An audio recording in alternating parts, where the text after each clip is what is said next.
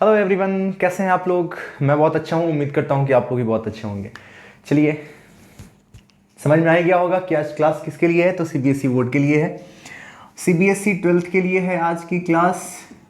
और आज के क्लास में मैं आपको पढ़ाने जा रहा हूँ नोटिस राइटिंग। नोटिस बताऊँगा आपको, ये मैंने पहले ही बता दिया है ताकि आपको पता चल जाए कि आपको क्लास करनी है या नहीं क्लास करनी है। अगर आपको नोटिस पढ़ना है तो आप वेट करेंगे, अदरवाइज़ आप वेट नहीं करेंगे। फिर कहाँ गायब हो गया जी। चलो कोई बात नहीं, अच्छा देखो इधर। आपको पता होगा कि आपके लिए राइटिंग सेक्शन जो है वो 30 मार्क्स की होती है। हाँ सर, बचपन से सुना है 30 मार्क्स। चलो, सिलेबस के बारे में मैं डिटेल में नहीं बताऊंगा अभी, वो किसी एक लेक्चर बना दूंगा ये सिलेबस के लिए ही, पूरा कंप्लीट सिलेबस बता दूंगा उस लेक्चर में। अभी मैं आपको बस इतना बता दूं कि आपको पढ़ना है शॉर्ट कंपोजिशन। बोलो हाँ या ना। हाँ सर, पढ़ना है शॉर्ट कंपोजिशन जो 4 नंबर और 6 नंबर के पूछे जाएंगे, और पढ़ना है हमें लॉन्ग कंपोजिशन। बोलो हाँ या ना। हाँ सर, पता है सर, लॉन्ग कंपोजिशन जो 10 नंबर के 2 क्वेश्चन पूछे जाएंगे। मैं आपको अभी पहले बता देता हूँ, शॉर्ट कंपोजिशन स्टार्ट करेंगे हम लोग, 4 मार्क्स में पूछेगा नोटिस, इससे स्टार्ट करेंगे। और लॉन्ग कंपोजिशन में स्टार्ट करेंगे हम पहले फॉर्मल लेटर से, और फॉर्मल लेटर में भी कौन सा, तो लेटर टू एडिटर से देखेंगे, जो कि काम देता है बिहार बोर्ड सीबीएसई बोर्ड दोनों ही बच्चों को। चलिए, अभी हम लोगों को देखना है नोटिस। तो हम सबसे पहले जानेंगे नोटिस का फॉर्मेट, कि नोटिस बनाते आखिर कैसे हैं। अलग से कोई थ्योरी जानने की जरूरत नहीं है, डायरेक्टली हम लोग प्रैक्टिकल करके देखेंगे, सीखेंगे किस तरह से हम लोगों को नोटिस बनाना है। ध्यान दीजिए कि हम लोग नोटिस हमेशा बॉक्स में डालते हैं। नोटिस को क्या करते हैं, हमेशा बॉक्स में डालते हैं। हाँ सर, चलो सर, आपने बोला और हम मान लिए। सबसे पहले इस बात को समझो, आपकी नोटिस जब भी बनाना, आप ये बॉक्स बनाना तो हॉरिजॉन्टल फॉर्म में बनाना, ये वर्टिकल फॉर्म में मत बना देना, हॉरिजॉन्टल फॉर्म में बनाना। ये मतलब ये लेंथ ज़्यादा होना चाहिए और ये हाइट कम होनी चाहिए। आपके नोटबुक में होगा तो अब आप इसको जैसे भी समझो, ये ज़्यादा होना चाहिए, ये कम। बॉक्स बनाना है तो बॉक्स को नीचे से मत घेरना, और काफ़ी ज़्यादा नीचे मत चले जाना। पहले ही शुरू में ही नीचे तक लाइन खींचने की ज़रूरत नहीं है। हालांकि खींच दोगे तो उससे बहुत बड़ी गलती, कोई पाप नहीं हो जाएगा। ध्यान से देखते चलिए, मैं लिखते चलूंगा, डिटेल में बताते चलूंगा आपको। सबसे पहले ऊपर में, इस पहले लाइन में आप यहाँ पे क्या करोगे, लिखोगे नेम ऑफ इंस्टीट्यूशन। क्या लिखोगे पहले लाइन में, name of institution.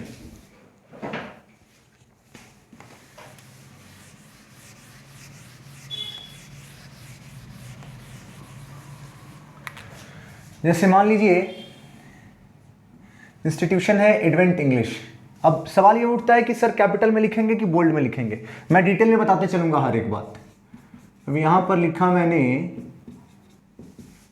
Advent English.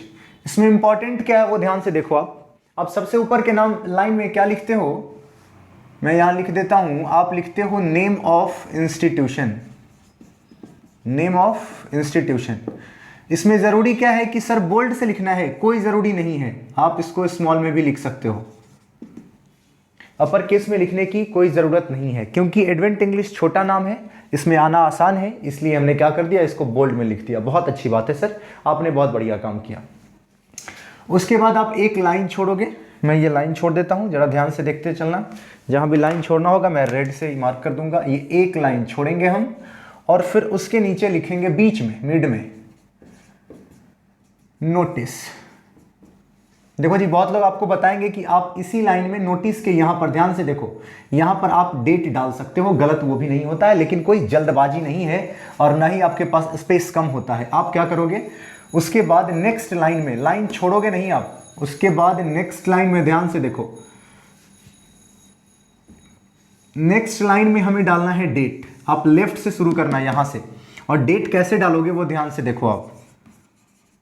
Date के लिए डेट वर्ड मत यूज करना, डेट के लिए डेट वर्ड यूज मत करना। डेट लिख करके, जैसे ये हो गया DATE डेट, और फिर डेट डालोगे, मार्क्स कट जाएगा, पहले ही बता दे रहा हूं मैं, ऐसी गलती मत करना।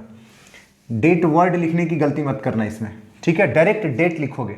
और कैसे लिखोगे, तो बहुत तरीके होते हैं लिखने के। जैसे आप लिख सकते हो 27 मई, कॉमा दे करके 2020।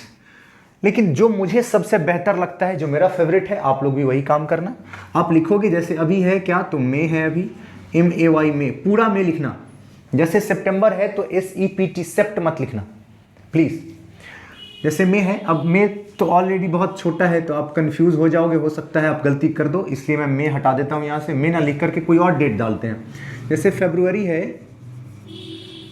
तो हम पूरा फरवरी लिखेंगे, FEB फेब नहीं लिखेंगे, फरवरी 19 कॉमा दे करके 2020। देख लो ये फॉर्मेट इंपॉर्टेंट है, ये इंपॉर्टेंट है, गलती मत करना,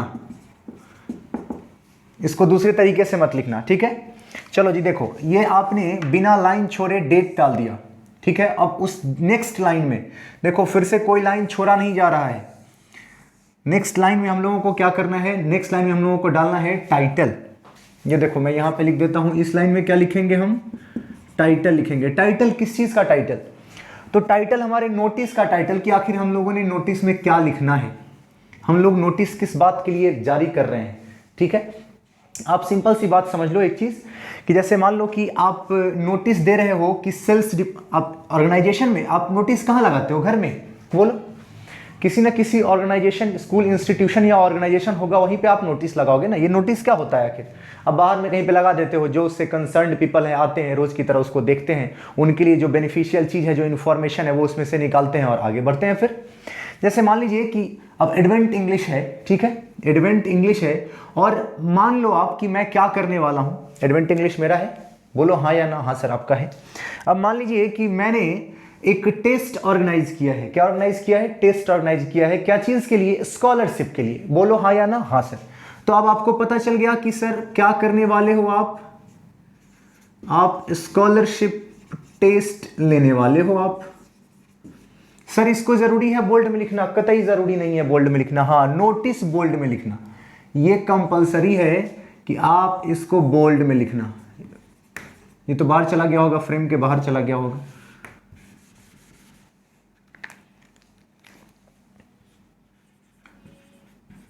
अपर केस में लिखोगे इसको, notice.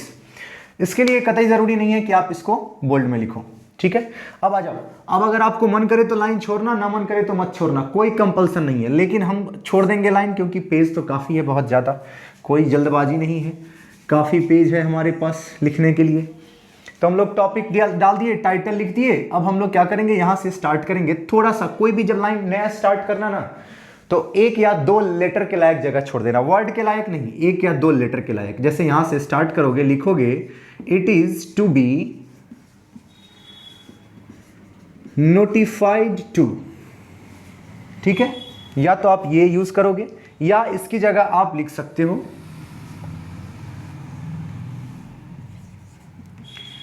It is hereby informed to all the students of CBSE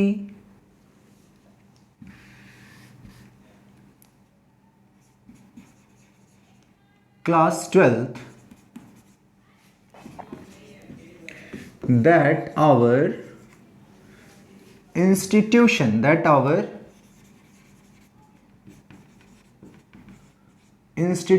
is going to organize a scholarship test for extraordinary students to facilitate free education, full stop. अब देखिए, एक चेंज मत करना, पैराग्राफ मत change कर देना, यहां से लाइन छोड़ना मत, यहां नीचे वाले लाइन में लिखना फॉर मोर कंसल्ट द अंडरसाइंड, है ना। और यहां पर एक कैसे करके साइन कर लेना, और साइन करने के बाद बोल्ड में नाम लिखना। जैसे मान लो नाम लिख दिया दीपक, हालांकि ये तो मैं ही लिख रहा हूं, तो मैं ही अपना नाम लिख देता हूं, चलिए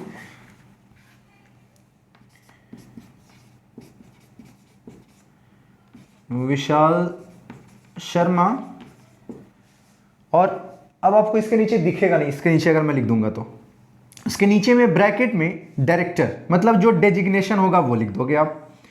मैं यहाँ पे लिख देता हूँ अपनी संतुष्टि के लिए, हालांकि आप लोगों को दिख तो नहीं रहा होगा, लेकिन फिर भी मैं लिख देता हूँ। नीचे में लिख दिया डायरेक्टर, और अब जहाँ पे खत्म हो जाए वहाँ से लाइन को क्लोज कर दो। तो इससे फायदा क्या हो गया ना, बाद में क्लोज करने से क्या फायदा है कि एग्जैक्ट आपको तो पहले से पता होगा नहीं कि कितना बड़ा बॉक्स चाहिए हमें, तो नीचे पहले ही क्लोज मत करना। अब मैं आपको कुछ इंपॉर्टेंट बातें इसके बारे में बता दूं आपको, जो आपको बेहद जरूरी है ध्यान रखना। वो क्या सब बात है वो ध्यान से सुनो आप। जैसे इसमें मैंने कोई इंफॉर्मेशन नहीं डाला, ये 50 वर्ड से ज्यादा नहीं होना चाहिए, याद रखोगे, नॉट मोर देन 50 वर्ड्स। हालांकि ये 50 वर्ड से बहुत कम है, घबराने की बात नहीं है आपके लिए। तो अब ये 50 वर्ड्स में आपको कम शब्दों में मैक्सिमम बातें लिख देनी है। जैसे इसमें तो कोई इंफॉर्मेशन ही नहीं है। जैसे मान लो आप, मैं एग्जांपल देता हूं, आप प्रैक्टिस करोगे और बहुत सारे। जैसे मैं आपको बोलूं कि कोई ऑर्गेनाइजेशन है जो अपना रिक्रूटमेंट करना चाहती है, रिक्रूटमेंट करेगी अगर, तो लोगों की बहाली जो कहते हैं रिक्रूटमेंट, समझते हो ना, इंटरनल हो या एक्सटर्नल हो, आप उसके लिए आप इंफॉर्मेशन लेना चाहते हैं, नोटिस लिखना चाहते हो, आप क्या करोगे, इंस्टीट्यूशन का नाम यही रहने दो, नोटिस रहने दो, स्कॉलरशिप टेस्ट की जगह पर आप क्या कर दोगे, यहाँ पे इसको मिटाओ और लिख दो इंटरनल रिक्रूटमेंट, है ना। क्या लिखोगे, it is hereby informed to all the students, नहीं, all the members, all the members of, all the members of our institution, all the members of our organization that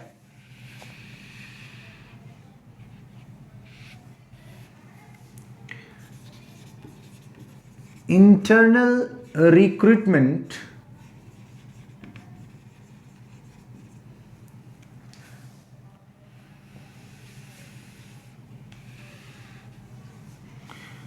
starts soon,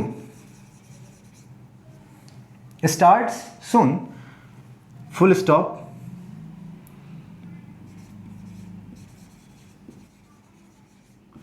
following conditions are there to apply.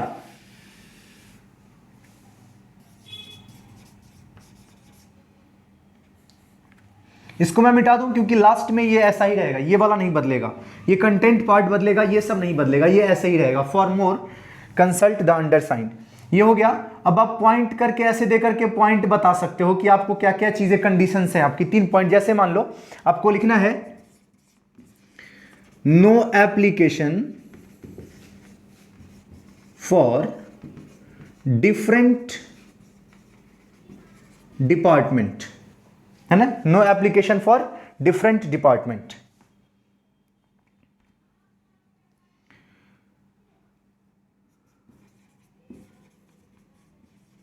For upper post minimum experience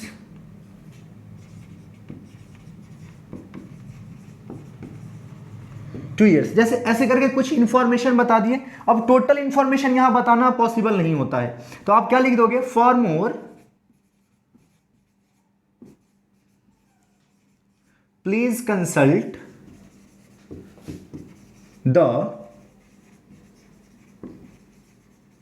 अंडरसाइंड, और फिर से वही signature, फिर नाम और नीचे में bracket में डेजिग्नेशन।